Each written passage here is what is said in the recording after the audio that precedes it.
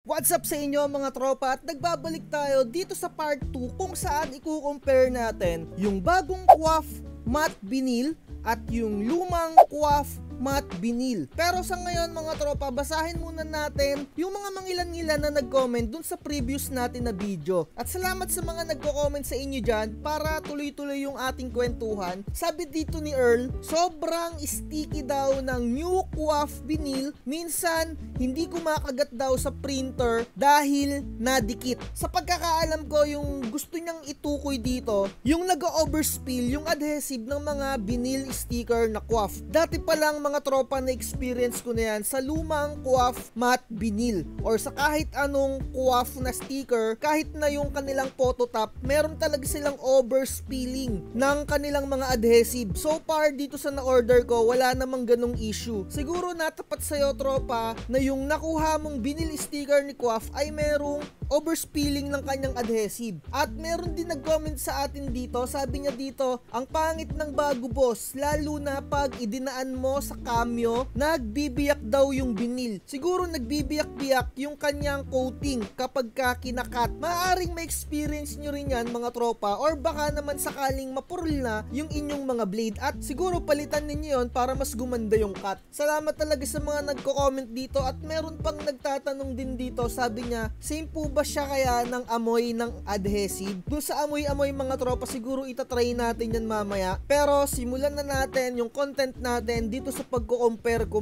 At mga tropa, eto pa rin yung ipiprint natin dito sa ating vinyl sticker, pero hindi ko na ipapakita sa inyo na aking piniprint. Sasabihin ko na lang sa inyo yung mga settings natin, at syempre yun pa rin yung usual na settings ko kapag nagpiprint ako sa pigment ink. Epson 805 preference, ginagawa ko lang siyang Epson matte and nilalagay ko siya sa high, tapos ina-uncheck ko yung high speed, and then dito sa costume, chine-check ko tong dalawang to, and sa color controls, ginagawa ko lang -5 yung brightness, and dito naman sa sliding bar, ginagawa kong magenta 5, at dito sa color mode, ginagawa ko siyang Adobe RGB 2.2. Ito yung lagi kong settings pag nagpiprint ako mga tropa sa aking pigment ink. At eto na yung aking output. So eto yung unang-una na hawak ko, eto yung bagong QWAF matte vinyl, at eto naman yung lumang QWAF matte vinyl. Same pigment ink ko siya pinrint, same settings, pero eto yung nangyari. So kagaya nga nung sinabi ko sa inyo dun sa previous natin na video, inilapag ko sa flat surface etong bagong QWAF matte vinyl, at good news mga tropa, hindi siya tumiklop. Siguro mga 3 hours ko na siyang inilapag dun sa isang surface, hindi talaga siya tumitiklop, no? Siguro maganda yung kanyang backing paper, at meron akong naaalala sa ganitong backing paper kung saan yung ginamit ko na vinyl sticker ay yung Gagmax. Ganitong ganito yung feeling, or parang ganitong ganito nga din yung bigat nung Gagmax kung hindi ako nagkakamali. Sa mga naka-experience na gumamit ng Gagmax na vinyl sticker, itry nyo tong bagong QWAF vinyl sticker. Maaalala nyo, or meron siyang pagka-resemblance ng Gagmax. Maaari natin sigurong sabihin na same materials yung ginamit nila nung Gagmax vinyl sticker versus eto. Hindi ko siya masyado sure, pero around 80% or 90% naaalala ko talaga sa kanya yung resemblance ng Gagmax vinyl sticker. At simulan na nga natin, at sana maintindihan nyo yung mga explanation ko dito. Sa abot ng aking makakaya, sasabihin ko lang yung, alam nyo na, yung, kung ano lang yung alam ko. Sa aking nakikita sa mga mata ko dito, so far so good. Halos parang parehas na siya, or medyo nasa 80% or 75 or 85 yung kanyang coating, na halos parehas nga dun sa ating mga iTech vinyl sticker. Ganun na siya kaganda, to tell you honestly. Pero ito yung napansin ko talaga sa kanya, yung meron siyang pagka-carton vibes. Parang Gagmax talaga siya kung hindi ako nagkakamali talaga. Ganun na ganun. Naubos na kasi yung Gagmax na vinyl sticker ko, pero ganun na ganun talaga yung feeling ko. When it comes din sa output, halos lumalaban na siya ng same ng iTech, kasi yung Gagmax halos same din siya ng output dun sa ating iTech vinyl sticker, at talagang naaalala ko yon. And dito sa part na to, medyo mas malinaw siya kung ikukumpara ko siya dun sa previous natin na iTech vinyl sticker. Mas maganda yung absorption niya ngayon kung ikukumpara mo dun sa dating QWAF vinyl sticker talaga. Halos lumalaban na siya sa iTech kung makikita nyo dito personal. And neto lang naman din nakaraan yung ating pinrint dun sa iTech natin na comparison. Halos same na same siya. Hindi ko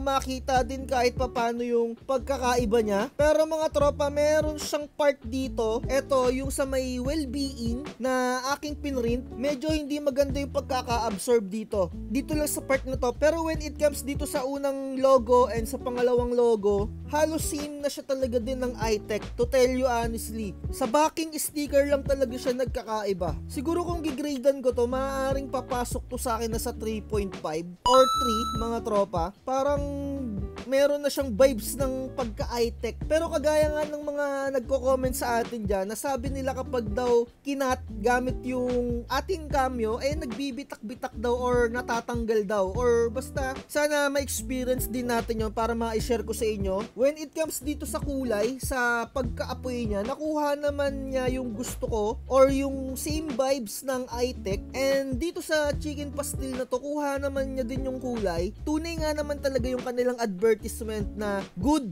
for pigment ink. Kasi ganito din yung output mga tropa sa iTech. Medyo mas maganda siya ng konti when it comes dito sa details na ganito. Sa iTech kasi medyo blurry yung ditong part, etong mga maliliit na ingredients. Dito malinaw siya. And dun sa dito niyang logo, medyo hindi naman siya greenish. Although nandun pa rin talaga yung vibes ng pagka-greenish. Nagustuhan ko din yung output niya dito sa kulay red na to. Yung pagka-red niya, kumbaga yung gustong-gusto kong kulay nakuha niya. And yung pagka-apple green, nakuha din niya. Hansol nga pala yung gamit natin na pigment ink para sa mga bagong nanonood dyan na bago pa lang maliligaw dito sa channel natin. Etong part lang na to ang hindi ko nagustuhan dito sa may violet at itim at parang magenta. Dito sa part na to hindi maganda yung pagkaka-print niya. Meron kasi tayong tinatawag na parang cold area.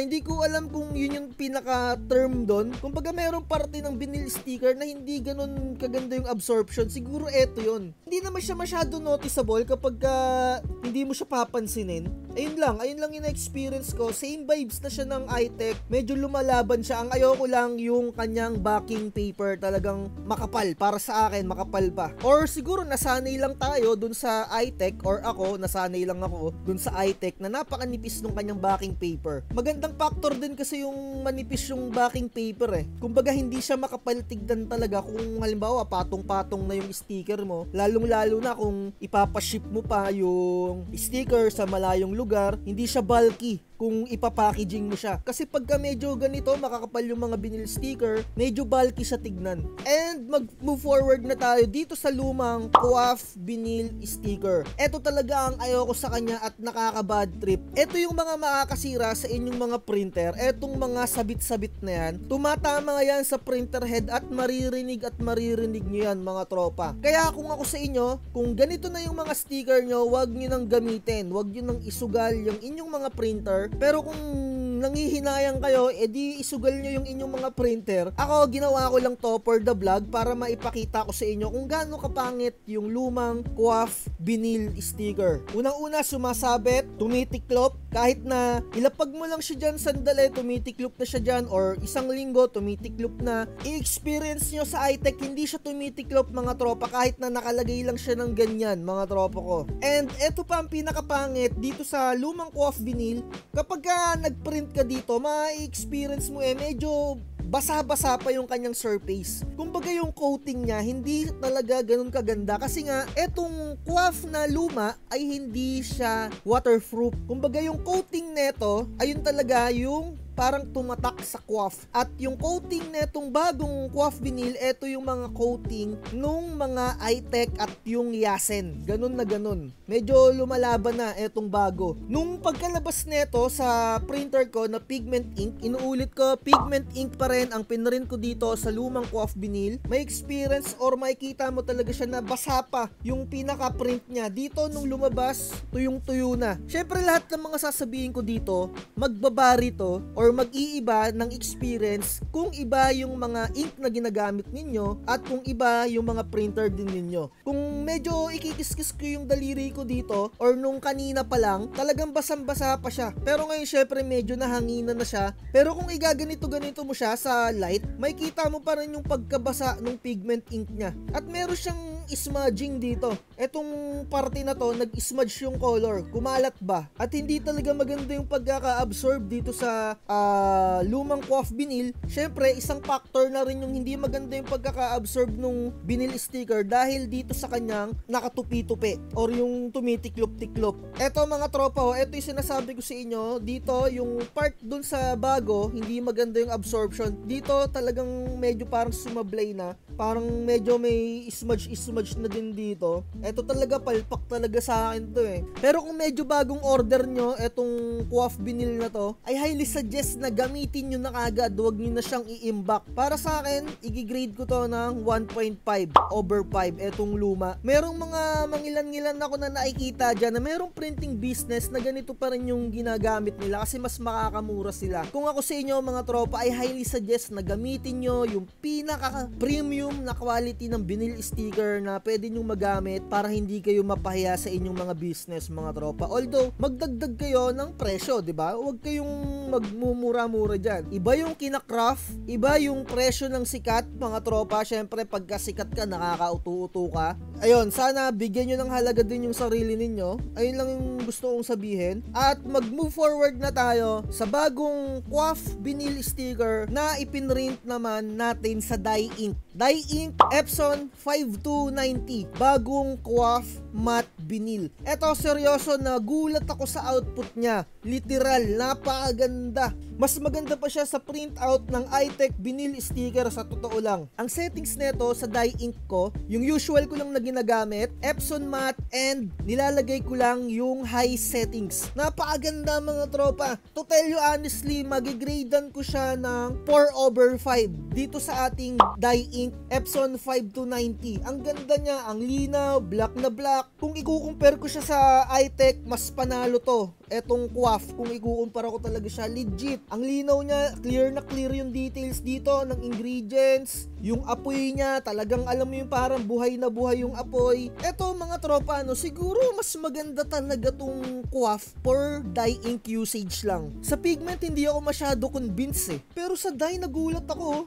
Ang ganda niya, yung output niya. Grabe. Eto additional pigment versus dye ink, same vinyl na coif na bago. Pagtatapat natin, kayo na yung humusga mga tropa. Dye ink, pigment ink Hansol, dye ink original ink, pigment ink. Talagang buhay na buhay mga tropa yung kulay sa dye ink sa paggamit natin ng bagong coif vinyl sticker. Seryoso, ang ganda. 4/5 sa akin. And dito sa part na to, makikita mo talaga kung ano yung pinrint mo sa screen mo, ganun din yung output niya. Ang hindi ko lang talaga nagugustuhan sa dye ink, yung kulay red na kulay. Kasi yung red na kulay, favorite color ko yan eh. Kaya medyo maarte ako pagdating sa pagkakulay red. Dito medyo ang tapang pagka red niya. Kumbaga, na-explain ko na sa inyo to before, napakalalim nung pagkakulay red niya. Ang hindi ko lang din nagustuhan sa dye ink, yung color na ganito. Gusto ko kasi medyo meron siyang pagka-apple green. Pero to tell you honestly, kung ano yung nakikita ko talaga sa screen, ayun yung naging output dito sa dye ink.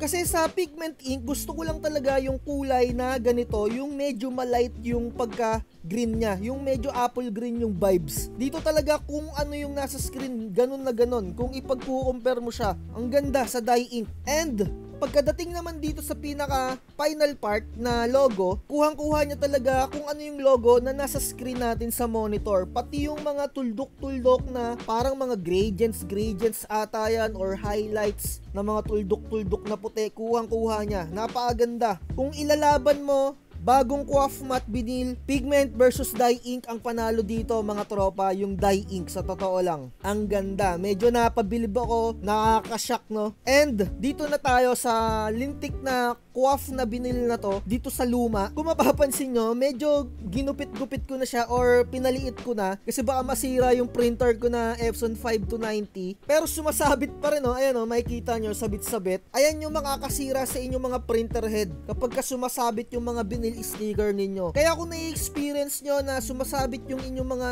vinyl or meron kayong mga print dito sa gilid, pangit yung ginagamit nyo na sticker nun, maaaring tiklop na yon or ganito, tumitikwas-tikwas, yung tumutupi-tupi. Pero nung lumabas tong pinaka-output netong QWAF na luma, nakakabilib din, maganda din siya, literal, pero nandun din yung vibes na bagong print, yung tipong medyo basa pa siya, pero mas basa yung pigment. Lumang QWAF, mas basa yung pigment ink nung lumabas dun sa printer. Pagdating sa dye ink, hindi na siya ganun kabasa yung pinaka print out niya, pero makikita mo pa din na alam mo yung bagong luto, bagong print. So syempre kung medyo clumsy ka kung bagong print, pagka idinikit mo yung daliri mo dyan, may possibilities na yung fingerprint mo didikit dun sa inyong sticker, diba? Dun sa pinaka print out niya. Pero maganda din talaga etong QWAF na luma pagdating sa dye ink. Sa totoo lang tayo mga tropa, siguro etong dye ink na to na lumang QWAF vinyl, ma-rate natin siya sa, alam mo yung 50-50, 2.5/5. Dahil sa papasok siya sa 3/5 kung hindi tumitiklop. Ayun lang talaga yung pangit sa kanya. Etong lumang QWAF vinyl, ang vibes talaga dito, para siyang karton din na mix ng plastic. Pero dito sa QWAF na bago, wala na yung parang vibes ng pagka-plastic niya. Ang vibes mo na lang talaga dito ay parang karton. And talagang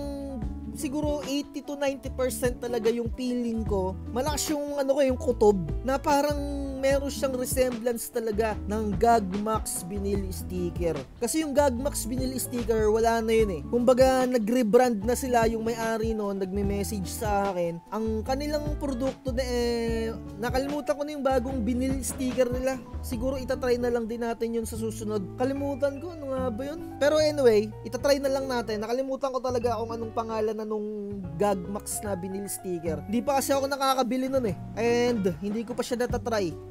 Sa next video natin for part 3, titignan natin naman yung pagka-waterproof niya. Syempre, papatuyuin na lang muna natin to or 12 hours curing or 6 hours or 8 hours para naman maganda yung laban. Yung tipong pagkaka-print ipahinga muna natin para syempre tuyo na tuyo. Kahit na dye ink natin pinrint, titignan natin kung talagang waterproof siya. And yung lumang QWAF na vinyl, titignan din natin, i-rest natin siya, try natin kung mag-waterproof na kahit na sinabi na nila na non-waterproof yung luma nilang vinyl sticker, di ba? And hopefully nagustuhan nyo na naman etong video natin. Ang verdict ko dito, ang ganda nung bagong QWAF vinyl sticker pagdating sa dye ink. Pero nasa sa inyo pa rin kung anong brand yung gagamitin ninyo. Ako talaga, nag-stick pa rin talaga ako sa iTech vinyl sticker and so on and so on. Itatry ko yung Yasen kung magugustuhan din ng mga customers ko. Syempre, uunahin natin yung customers natin. Siguro unti-unti ako magtra-transition sa Yasen vinyl sticker. Kung makikita ko na mas maganda na yung Yasen vinyl sticker. Kasi ang ayoko sa iTech talaga, hindi pantay yung pagkakat ng kanyang A4. Minsan tabingi. Syempre, ayun yung nagiging factor na